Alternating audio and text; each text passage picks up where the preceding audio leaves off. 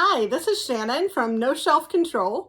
Thanks for joining me on the channel tonight. As you know, I'm a huge proponent of public libraries and a big fan of my local public library, the Worthington Libraries. And so this past weekend, I went to their book sale that happens, monthly, every other month, where they take books that they're retiring from the library and put them out. I know most libraries do this. Put them out and you can get hardbacks for $2 and softcover books for $1. And they have all kinds of different books, children's books and YA and historical books and biographies. They even have like collector's item books that have been donated to the library that you can pick up. But I spent $13 and I got 8 books, and I am so excited about these books. I couldn't believe, I don't think I've ever been to the library book sale before. And I stopped by because I saw the sign and I was driving past, and I will never miss it again. As I said, 8 books, $13, can't beat it. The first one is Amy and Isabelle by Elizabeth Strout. Now, you may know Elizabeth Strout from Olive Kitteridge. You may know Elizabeth Strout from My Name is Lucy Barton, but I believe this is one of her earlier books, and I haven't read it, so I was excited to get my hands on it. And of course, it's a paperback, so I only paid $1 for it. So let me tell you a little bit about that book by Elizabeth Strout. Here we go.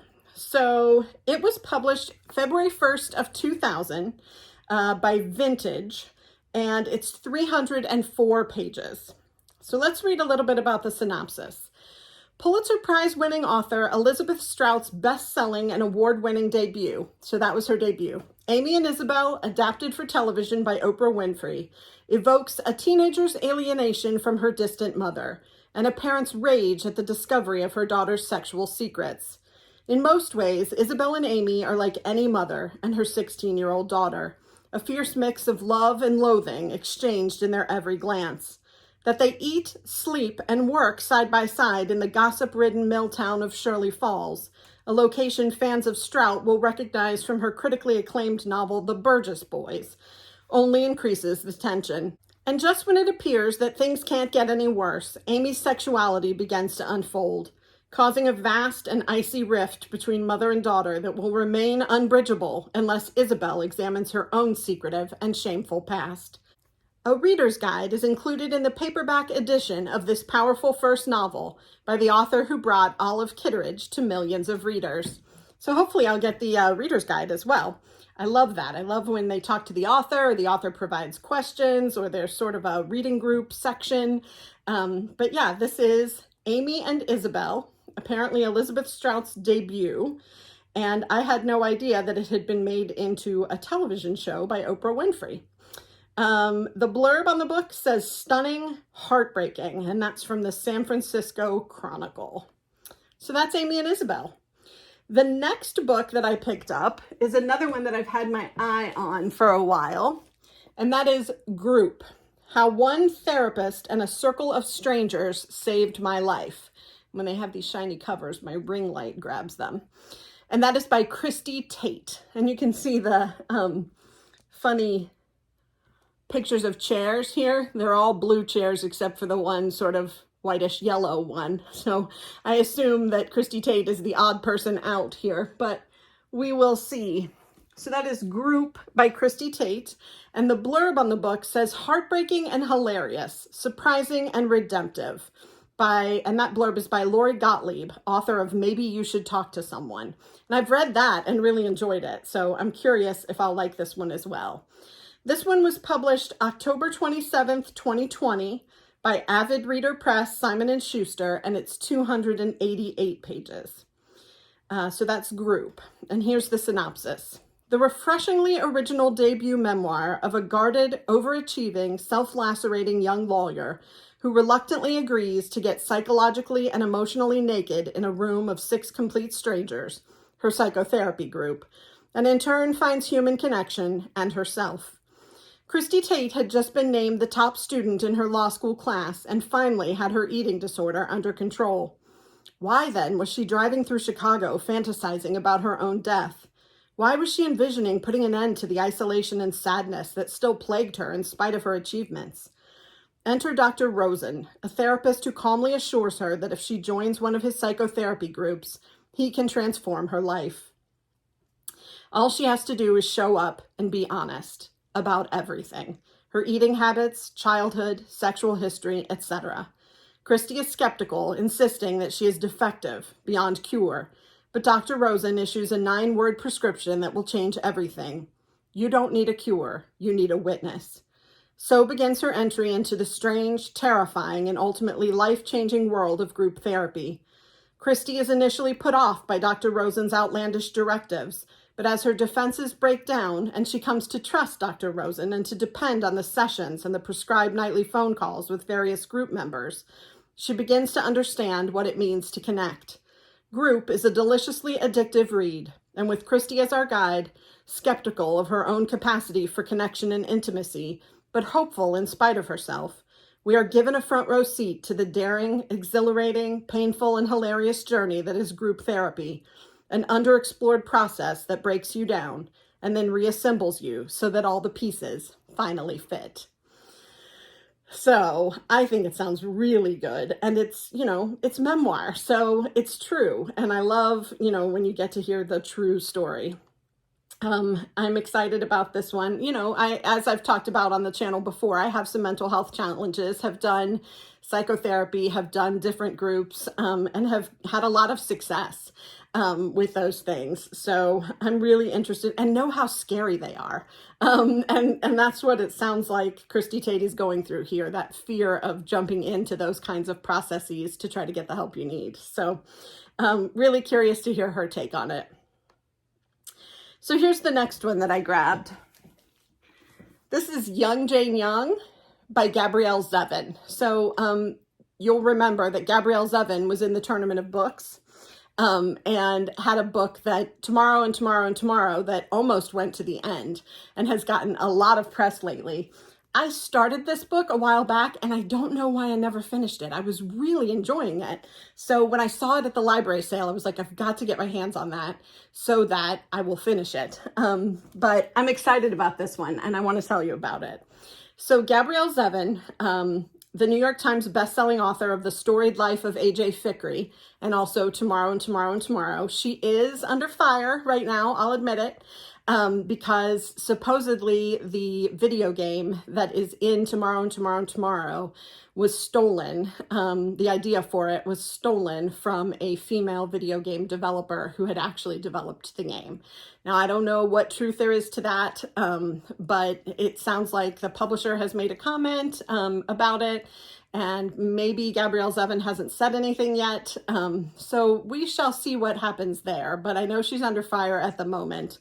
Does not mean that I'm not going to read Young Jane Young or finish Tomorrow and Tomorrow and Tomorrow, but I would hate to hear that that was actually true. So I will be keeping my eye on that information. Young Jane Young by Gabrielle Zevin was published August 22nd, 2017 by Algonquin Books, and it's 294 pages.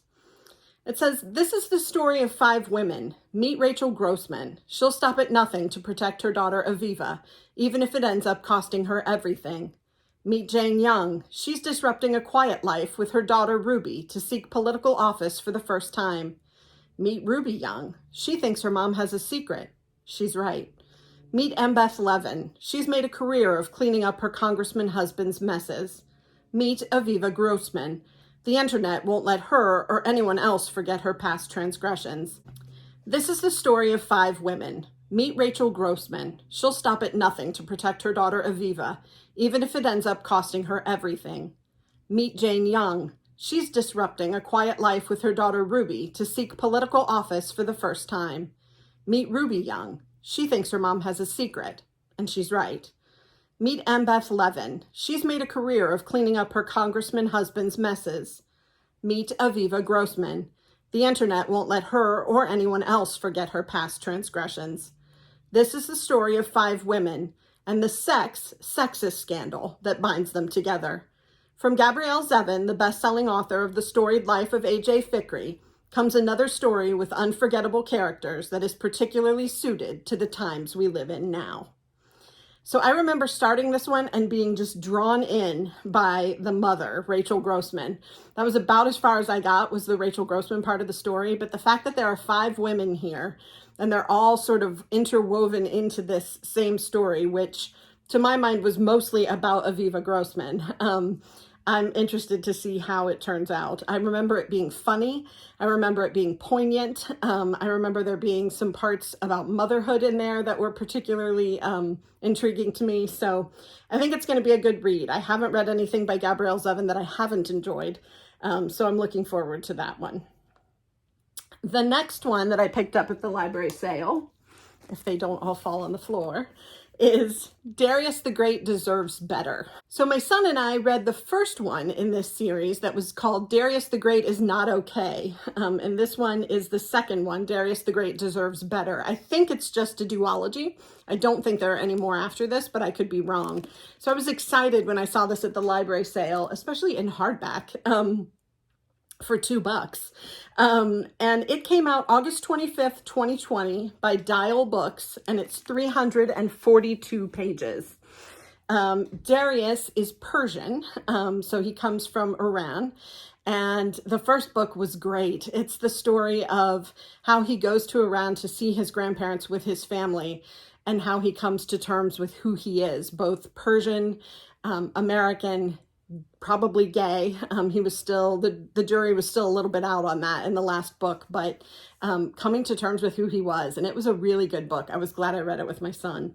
So let's see what this next one is going to be about.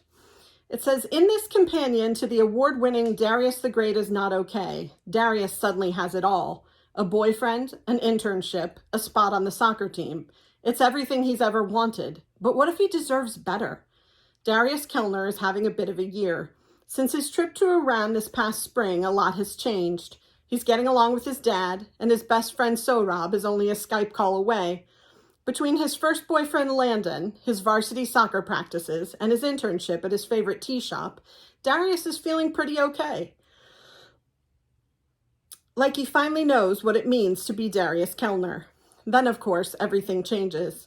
Darius's grandmothers are in town for a long visit while his dad is gone on business, and Darius isn't sure whether they even like him. The internship isn't what Darius thought it would be, and now he doesn't know about turning tea into his career. He was sure he liked Landon, but when he starts hanging out with Chip, soccer teammate and best friend of Trent Bolger, epic bully, well, he's just not so sure about Landon anymore either. Darius thought he knew exactly who he was and what he wanted, but maybe he was wrong. Maybe he deserves better. So a little bit more of the coming of age story. Apparently the jury is not out on whether Darius is gay because he has a boyfriend. So he's at the very least queer or bi. But more of this coming of age story, and I'm down for it. So we learned a lot about Darius in the last book. He was a charming character that you just wanted to hug, a great kid that you really wanted things to turn out well for, and it sounds like they have, and now he's still not sure. So we'll see what happens to Darius in this book. The next one I have is called Family Trust. Let's get that one up here. Family Trust by Kathy Wong, and it is a novel. And the blurb here on the book says, some of us are more equal than others.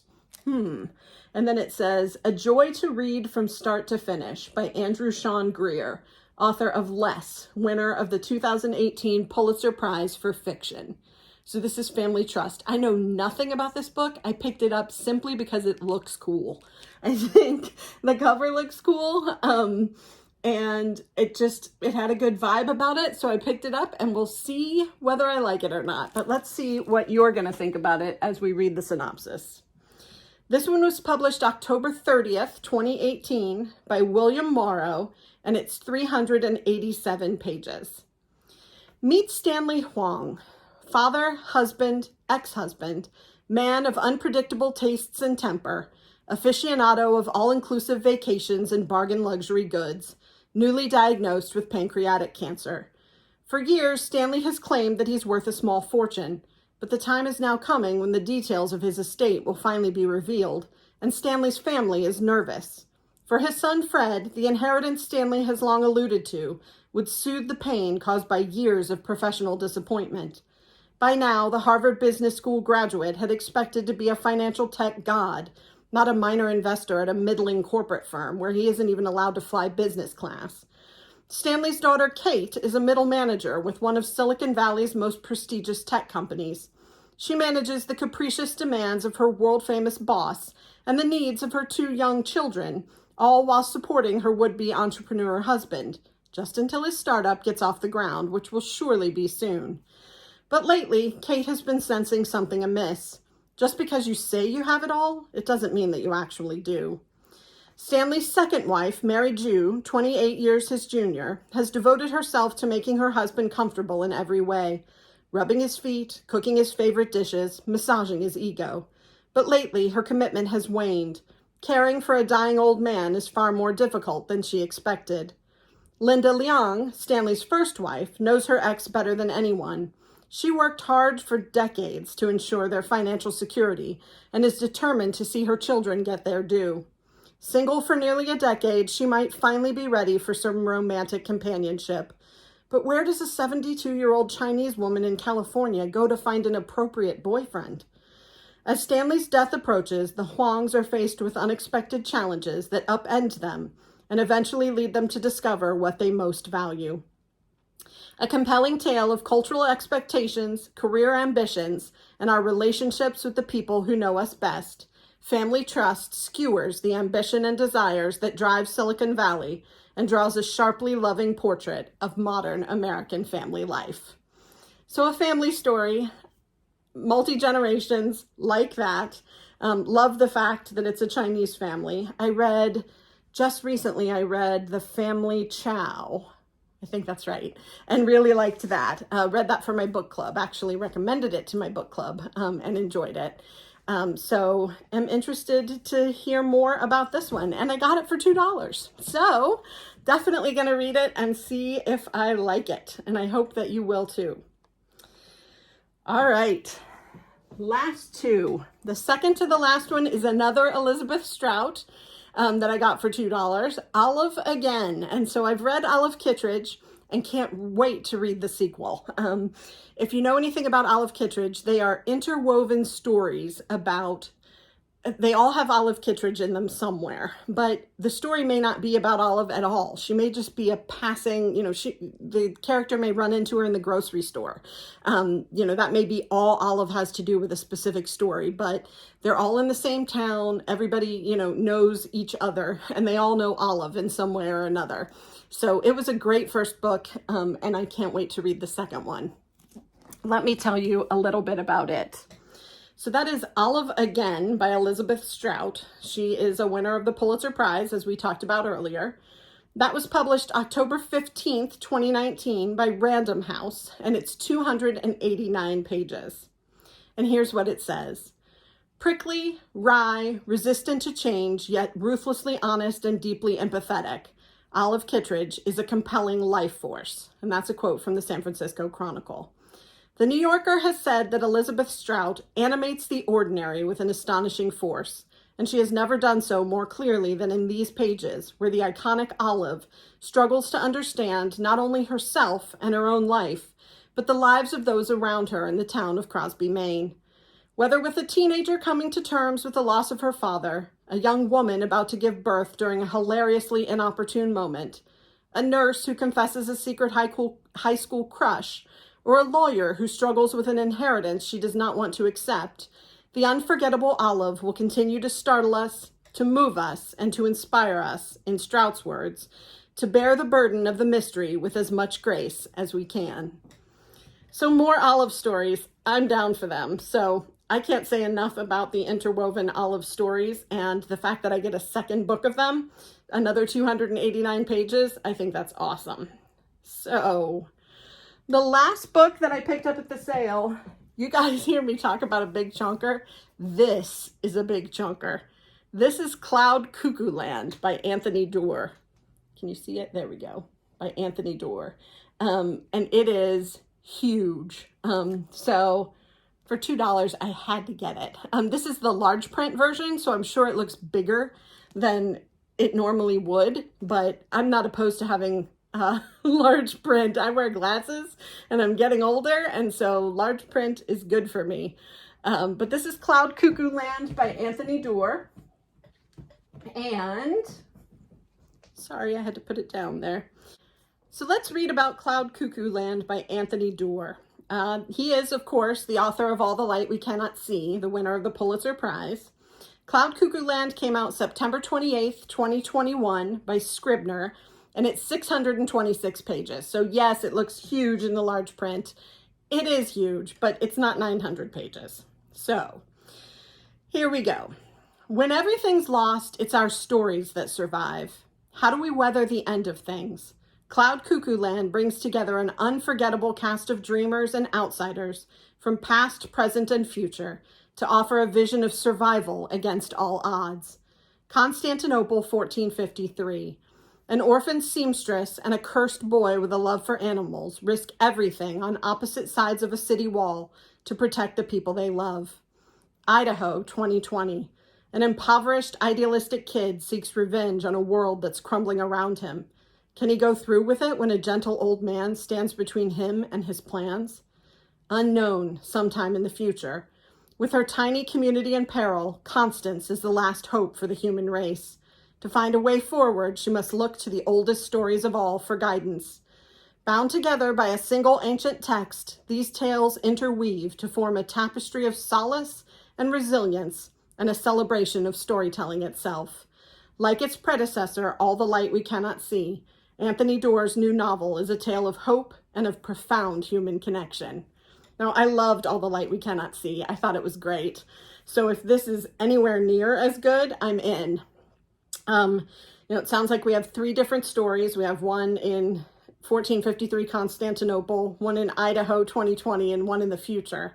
So I'm interested to see how those weave together and what comes out of those as one book. So Anthony Doerr has won a ton of literary awards, so I'm, inclined to think this will be a great option. So those are the 8 books that I got for $13 at the library book sale. You should go and check out your library book sale for sure. As you can see, I got some great titles. Some I knew nothing about, some I knew a lot about, some I had actually even started and never finished on ebook before, and now I have the actual hardback copy of the book. So it was well worth my time and my $13. I hope you enjoyed hearing about the list, and we'll go and check out some of those books. If you enjoyed this video, please click like and subscribe. It always helps me out, and I'm very grateful for all the new subscribers that come to the channel. So I hope you will be back later this week where I have reviews. I also have some more lists of books that are coming out in April and a couple of surprises. So I look forward to seeing you again soon, and we will talk then. Take care. Bye.